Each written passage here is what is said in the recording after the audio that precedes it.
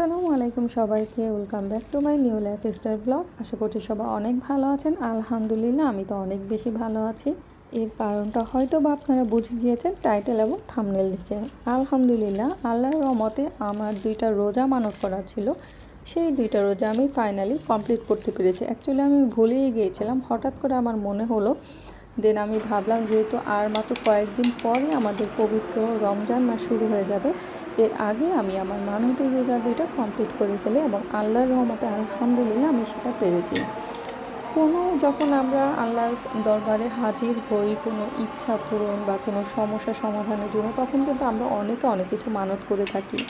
অনেকে কিন্তু মাজার জাতীয় বা অনেক কিছু, যেমন হচ্ছে গরু ছাগল টাকা পয়সা মানত করে। সো এগুলা কিন্তু একদমই উচিত না। আমাদের ইসলামে কিন্তু আছে যে রোজা অথবা নামাজই মানত করতে হয়। তো সেক্ষেত্রে আমিও কিন্তু এটাই ফলো করার চেষ্টা করি। তো ইফতার করার পর মাগরিবের নামাজ শেষ করে আমার অনেক চা খাওয়ার জন্য মন ব্যাকুল হয়ে উঠছিল, যেহেতু আমি চা লাভার। সো আমি তাড়াতাড়ি চলে আসলাম ঝটপট চা তৈরি করার জন্য।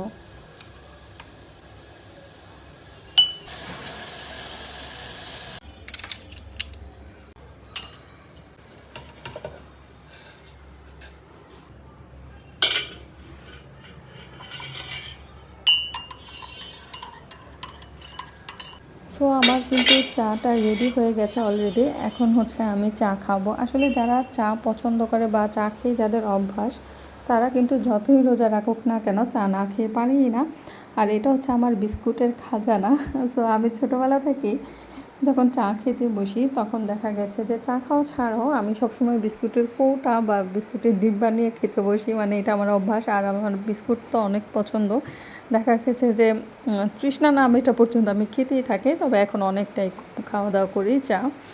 তো আমি আরাম করে বসে চা খেয়ে নিচ্ছি এবং ইফতারে আমি যেহেতু শুধুমাত্র আখের গুড়ের শরবত খেয়েছি, সো দ্যাট হচ্ছে আমার তেমন একটা ক্ষুধা ছিল না। তারপর তো রোজা যেহেতু রেখেছি রাতের খাবার, বা এরপর দিনও আমি রোজা করবো ইনশাল্লাহ, রোজা করেছি। তো যার কারণে ইফতার তো ভারী কিছু তো খেতেই হবে। সো আমি যেটা করলাম, আমি একবারই খেয়ে ফেললাম, যেহেতু আমার তেমন বেশি একটা ক্ষুধা ছিল না। সো আমার খুবই পছন্দের একটা খাবার হচ্ছে খিচুড়ি। তো আমি হচ্ছে সরিষার তেল দিয়ে আর ভাতের যে চাল, নর্মাল চাল, সেটা দিয়ে খিচুড়ি রান্না করলাম। এবং এই খিচুড়িটা আমাদের এলাকাতে খুবই পপুলার, আমার বাবার বাড়ির এলাকাতে। এবং আমি আমার কাছে এই খিচুড়িটাই বেশি ভালো লাগে পোলার চালের খিচুড়ি চাইতে। আপনারা হয়তো বা অলরেডি দেখতেই পাচ্ছেন যে আমি কীভাবে রান্না করছি, দেখে বুঝেই যাবেন। আমার মনে হয় যে আমার এক্সপ্লেন করার দরকার নেই। আপনারা কেউ চাইলে যদি ভাতের চাল দিয়ে খিচুড়ি এ পর্যন্ত না খেয়ে থাকেন, সেক্ষেত্রে কিন্তু এইভাবে রান্না করে খেতে পারেন। তো আমার কাছে এটা অনেক বেশি ভালো লাগে। আর আমাদের ধর্মনগরগঞ্জের মানুষ কিন্তু অনেকটাই খিচুড়ি লাভার। বিশেষ করে আমাদের ওইখানে যখন কোনো অনুষ্ঠান হয়, বিশেষ করে বিয়ের অনুষ্ঠান অথবা অন্য যে কোনো অনুষ্ঠানে যদি সকালে খাওয়ানোর বিষয় হয়, সেক্ষেত্রে কিন্তু খিচুড়িটা খুবই পপুলার। খিচুড়িটা রান্না করে এবং আমার কাছে মনে হয় যে বিয়ে বাড়ির সকালে যে খিচুড়ি, এটার মতো টেস্ট আমি কোনো জায়গায় পাই না। তবে আমার মেঝো বোন যে রান্না করে, ও যখন একসাথে অনেক খিচুড়ি রান্না করে, তখন টেস্ট অনেকটা ওই রকম হয়।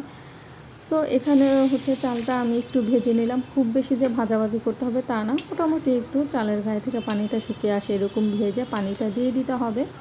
আমি এখানে কিন্তু ফিল্টার করা পানি দিয়েছি। আর গ্রামের বাড়ি হলে হয়তো বা পুকুরের পানি বা বৃষ্টির পানি অথবা কলের পানিও দেওয়া হয় অনেক সময়, আর্সেনিক মুক্ত যদি হয়ে থাকে সেক্ষেত্রে। আর এই যে দেখলেন খুন্তিটা আমি চুবিয়ে দেখলাম, এখানে আমি পানির পরিমাণ দেখলাম। আর এভাবে পানির পরিমাণ দেখাটা আমার আব্বু আমাকে শিখিয়েছিল মেনলি, কীভাবে পোলাও আর খিচুড়িতে পানিটা চেক করতে হয়। আর আমি যেহেতু একটু নরম নরম খিচুড়ি পছন্দ করি, একটু নরম নরম করব, তাই আমি এখানে একটু বেশি পরিমাণে পানি দিয়েছি। তো এরপর সব মশলার পর আমি এখানে গরম মশলাগুলোও দিয়ে দিলাম। এখন হচ্ছে নাড়াচাড়া করে এটাকে মিডিয়াম টু লো হিটে রান্না করার জন্য ঢেকে দিয়ে যাব রান্না করতে। আর এটা বলক ওঠার পর আমি ঢাকনাটা দিব। তো বলক ওঠার পর ঢাকনাটা দিলে যেটা হয়, ঢাকনার মধ্যে ম্যাক্সিমাম মশলাটা লেগে যায় না। আর আপনি যদি বলক ওঠার আগে ঢাকনা দিয়ে ঢেকে দেন, যে কোনো কিছু তরকারি হোক খিচুড়ি হোক, সেক্ষেত্রে কিন্তু তেল মশলাগুলো ঢাকনার মধ্যেই লেগে যায়, উঠে আসে। সো এই টিপস আর ট্রিক্স যেটাই বলেন না কেন, আমি যারা নতুন রাঁধুনি আছে তাদের জন্য দিয়ে দিলাম, অথবা যারা জানেন না তাদের জন্য। সো এটা কিন্তু আমি অনেক দিন জানতাম না, পরে আমি করতে করতে বিষয়টা শিখেছি। সো এখানে আমার খিচুড়িটা অলমোস্ট রেডি হয়ে গেছে। এখন আমি একদম লো আছে প্রায় 15 মিনিটের মতো দমে রেখেছি, এতে করে খিচুড়িটা খুব সুন্দরভাবে নরম হয়। আর আঁচ বাড়া থাকার কারণে এখানে কিন্তু দেখতে পাচ্ছেন নিচের দিকে খিচুড়ি কিন্তু অনেকটাই লেগে গিয়েছিল। সো এখন আমি ভালোভাবে উঠিয়ে দিয়ে একদম লো হিটে এটাকে 15 মিনিট রান্না করব, যাতে করে নিচে একটু পোড়া পোড়া ভাব হয়, কারণ পোড়া খিচুড়ি খেতে আমার অনেক ভালো লাগে। আর এখানে আমি নিয়েছি মৌরি 1.5 চা চামচের মতো। এই মৌরিটা খিচুড়িতে দিলে না অনেক সুন্দর একটা ফ্লেভার আর অনেক সুন্দর একটা টেস্ট আসে। আপনারা যারা ট্রাই করেননি ট্রাই করে দেখতে পারেন। তো মৌরিটা যে আমি তেলে গুঁড়া করে নিয়েছি হামানদিস্তার মধ্যে, এখন সেই মৌরিটা আমি খিচুড়ির মধ্যে দিয়ে দিব এবং মৌরিটা দেওয়ার পর আমি আরও 10 থেকে 15 মিনিট এটাকে দমে রাখবো, এতে করে মৌরির যে ফ্লেভারটা সেটা পুরোটা খিচুড়ির মধ্যে সুন্দরভাবে ছড়িয়ে যাবে। তো এই মুড়িটা দিয়ে আমি এখন খুব সুন্দরভাবে নাড়াচাড়া করে ঢেকে রেখে দিব। তো আমার মতো আপনারা কারা কারা খিচুড়ি লাভার আছেন আমাকে কিন্তু কমেন্টসের মাধ্যমে জানাতে পারেন। আর ফাইনালি আমার খিচুড়ি প্ল্যাটারের লুকসটা দেখেন, এত বেশি ইয়াম্মি হয়েছে। লিটারেলি আমি এখন আবার যখন ভয়েস ওভার করছি আমার মুখে পানি চলে এসেছে। এখানে মুরগির মাংসটা রান্না করেছিল আমার শাশুড়ি রাতের জন্য, সেই সাথে আমি কাঁচা পেঁয়াজ কাঁচামরিচ দিয়ে টমেটো সালাদ আর একটা ডিম ভাজা ছাড়া তো আমার খিচুড়ি চলেই না। এত বেশি মজা হয়েছিল আলহামদুলিল্লাহ। তো এটাই ছিল আজকের আমার মানত রোজা করার ইফতারের যে ব্লগ। আশা করছি আপনাদের কাছে ভালো লেগেছে আর আপনারা অবশ্যই কিন্তু এভাবে খিচুড়ি রান্না করে বাসায় খাবেন।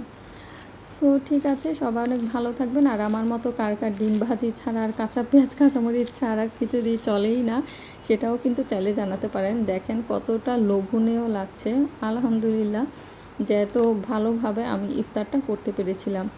সো সবাই অনেক বেশি ভালো থাকবেন। দেখা হবে আপনাদের সাথে নতুন কোনো ভিডিওতে যদি বেঁচে থাকে। সবাই ভালো থাকবেন, সুস্থ থাকবেন, আমার জন্য দোয়া করবেন। আল্লাহ হাফেজ।